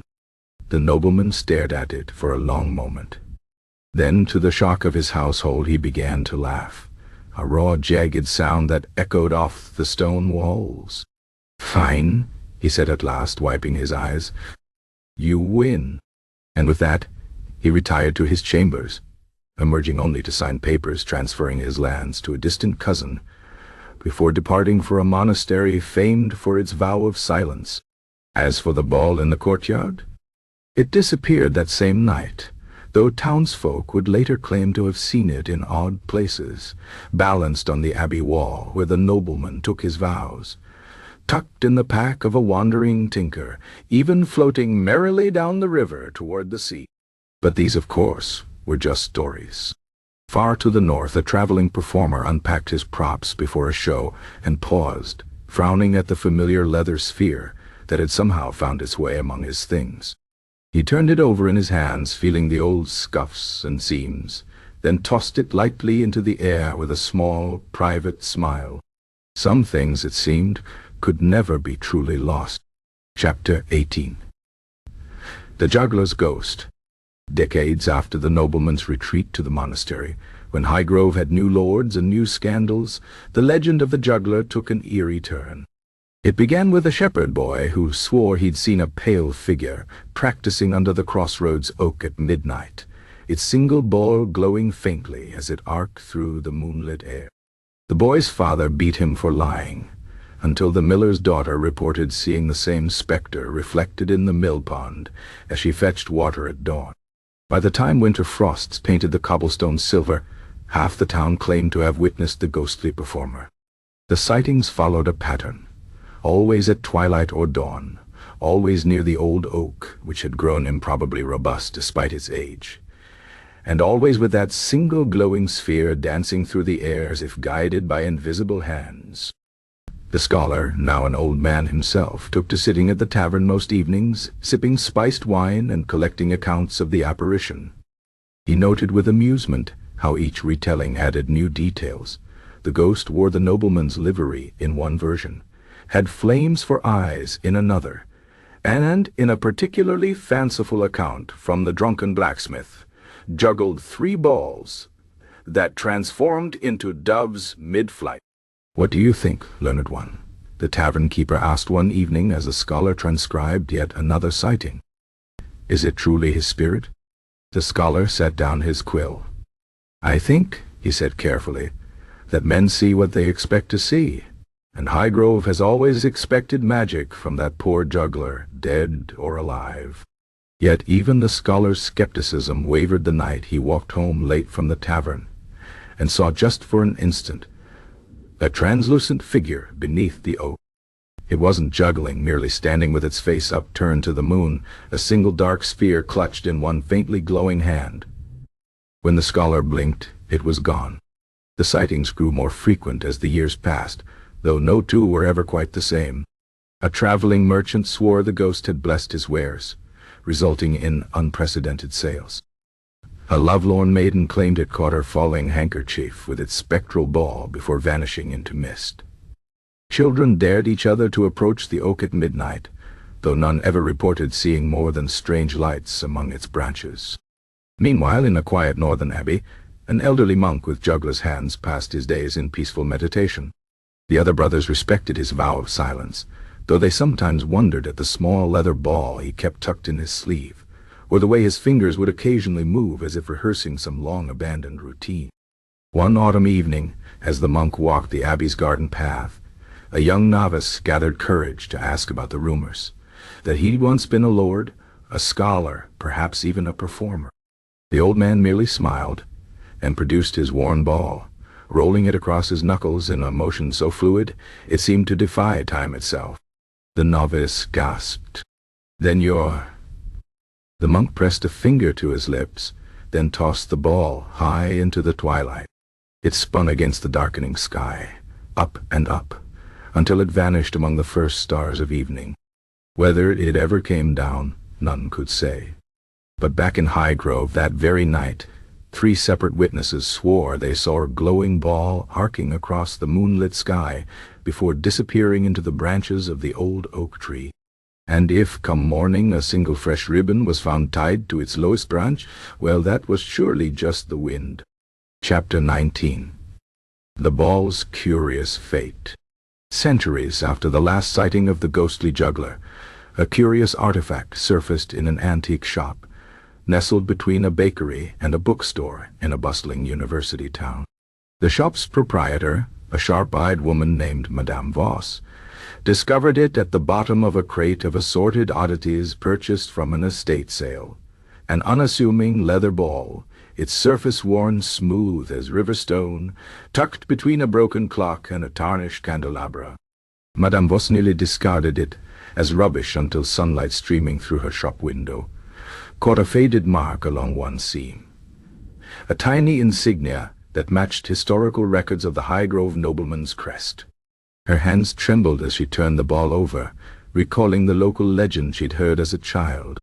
That evening she invited Dr. Emmerich Lowndes, the university's foremost medieval studies professor, to examine her find. Lowndes arrived skeptical but left 3 hours later, having missed 2 appointments and nearly forgotten his hat in his excitement. Carbon dating placed the ball's creation squarely within the infamous juggler's era, and microscopic analysis revealed traces of marsh soil, matching the wetlands near Highgrove. Most intriguing were the faint impressions along the leather, indentations that suggested it had been clutched by desperate hands countless times. News of the discovery spread through academic circles like wildfire. Historians debated its authenticity. Folklorists catalogued every recorded variation of the juggler's tale. By the time the ball went on display in the university's museum, complete with a plaque detailing its possible connection to the legendary one-ball wonder, visitors lined up for hours to glimpse it. The exhibit became a sensation for all the wrong reasons. On its first day, a graduate student swore the ball moved slightly in its glass case when no one was looking. The following week, a night janitor reported hearing faint rhythmic tapping from the display room, a sound he described as like something bouncing, but lonely. When a well-known skeptic published a scathing critique of the museum's credulity, the article coincidentally coincided with his prized car developing inexplicable engine trouble. Madame Voss, now a minor celebrity, appeared on morning talk shows recounting how she'd found the artifact. "It called to me," she told one wide-eyed host, "as if it wanted to be found after all these years." Meanwhile, Dr. Lowndes spent sleepless nights in his office, poring over ancient texts. He uncovered tantalizing references, a monastic ledger noting an elderly brother's peculiar habit of rolling an object between his fingers during prayer, a merchant's diary describing a strange performance in a northern town by a juggler who moved, as if remembering better days. The pieces fit just loosely enough to be tantalizing, just impossibly enough to be frustrating. One rainy afternoon, as Lowndes stared bleary-eyed at the ball in its case, a museum intern approached hesitantly. "Sir, you've been here since we opened? Maybe you should—" Her words died as the professor suddenly stood, knocking over his chair. "Not a ball," he murmured. "A message." What happened next became the subject of campus legend. According to witnesses, Lowndes rushed from the museum without explanation, took a sudden leave of absence, and boarded a train north. The intern who'd spoken to him later claimed she'd seen the ball roll slightly toward the professor as he left, though the security footage showed nothing unusual. Months later, a small article appeared in an obscure historical journal detailing the discovery of an unmarked grave near a ruined abbey. The skeleton inside showed signs of old injuries consistent with medieval punishments, and clutched in its bony fingers was a disintegrating scrap of leather, all that remained of a second ball.